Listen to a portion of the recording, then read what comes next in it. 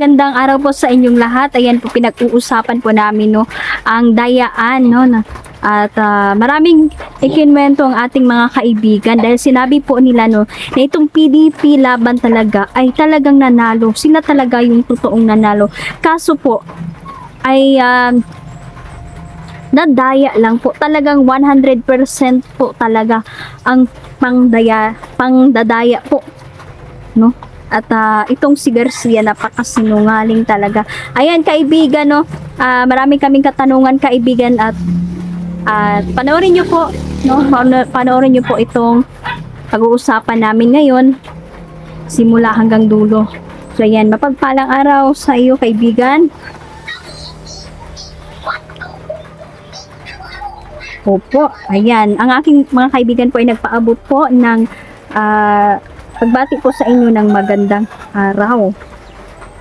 At ito talaga yung topic namin ngayon no, dahil so grabe talaga yung dayaan na nangyari. No, sabi po ng ating kaibigan na ang totoo talaga ng nanalo, talagang lusot talaga yung PDP laban. Kaso nadaya lang talaga ito ng Comelec. At kaibigan no, dapat posible ba kaibigan na mabalik ang death penalty kasi sumusobra na po talaga ang mga sakim ngayon, no? Dahil sa mga pansariling interest nila, kaibigan, dapat po silang maparusahan. Hindi po tama ang kanilang ginawa. Pinagloloko po nila ang taong bayan. Opo, kaibigan, ayan, no? Talagang kahit itong mga kaibigan natin ay galit na galit po. No? Dahil napaka walang hiya talaga no, talagang na manipula po talaga ang dayaan na naluto na jud daw ni dayaan ba, talagang pinaghandaan ito. At sabi niya no na posible po na maibalik po talaga yung death penalty no. Talagang dapat ito sa mga sakim dahil sumusobra na po sila, pinagluloko po nila ang tao no? Dapat po sana, no? Dapat po sila sana ang maging huwaran na mamamayan at talagang sila pa ang umaabuso sa kanilang kapangyarihan. Napakasinungaling po talaga. Napakasinungaling po talaga itong si Garcia, no? Talagang 100% po talaga ito sinasabi natin mga kaibigan na meron talagang dayaan na nangyari. At maaari mo pong basahin itong si Garcia, kaibigan.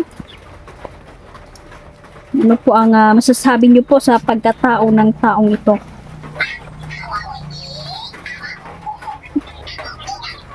Opo. So, ayan, no? Grabe. Binasa po siya ng ating mga kaibigan. Talagang magaling po daw talaga itong magpaikot-ikot. Itong si Garcia. Dapat alisin na ito sa pwesto. Walang kwenta. At dapat po siyang managot sa kanyang ginagawa. Dahil mismo sa sarili niyang sinasabi no, nahuhuli po siya sa kanyang mga salita. Talagang sinungaling talaga no. Talagang sana maparusahan agad ito, kaibigan. Dahil siya ang nasusunod kung sino ang gusto niyang ipanalo. Ito na nga no. Ito na lang ang inasahan na at nagsalita na nga ang taong bayan sa pamamagitan ng boto.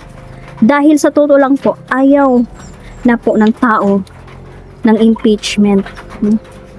Ayaw po ng tao na ma-impeach po talaga si BP Sara. Kaya ang dami pong nag-landslide vote sa PDP laban.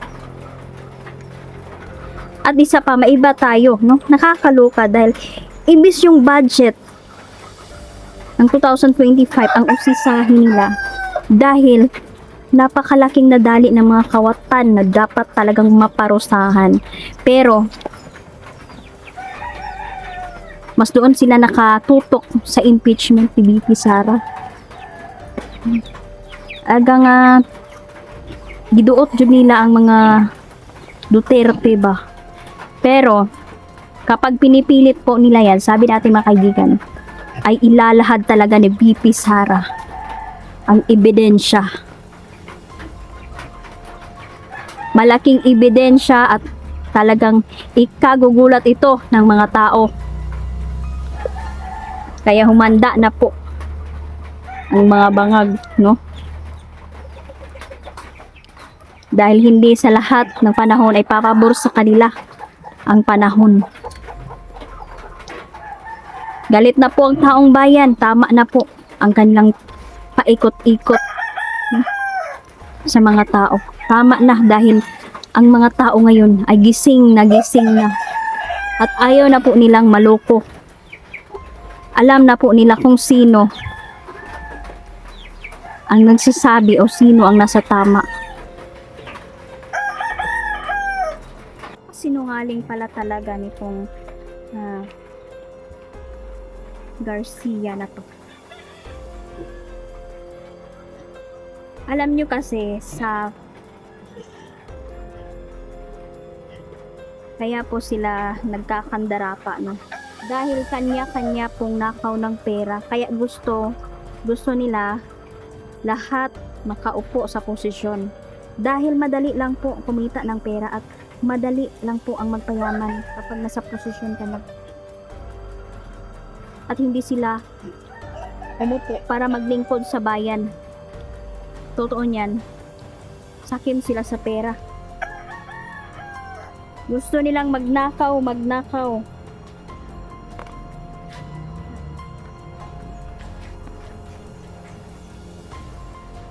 So, ayan.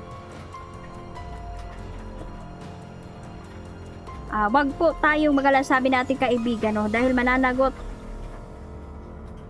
ang sino pong may sala sa dayaang ito. Po ating mga kaibigan, no? Biruin niyo po, no? Yung mga patay na isali pa na nakabuto pa yung mga patay na. Grabe yung pangdaraya talaga. Alam niyo po, galit na galit po ang ating mga kaibigan dahil wala po silang respeto, no? Dahil po kahit patay ay isinali pa nila.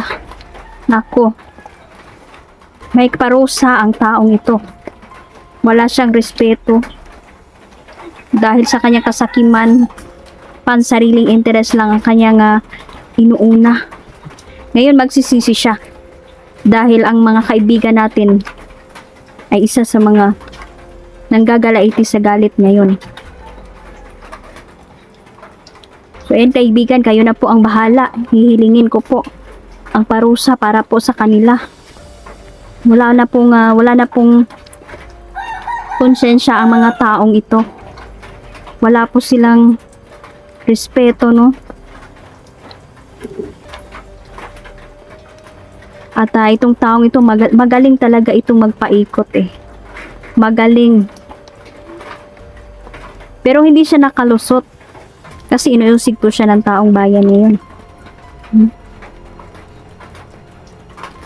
Hintayin natin sa 2028. Sigurado po tayo dyan, no, na si VP Sara po ang susunod na maging presidente.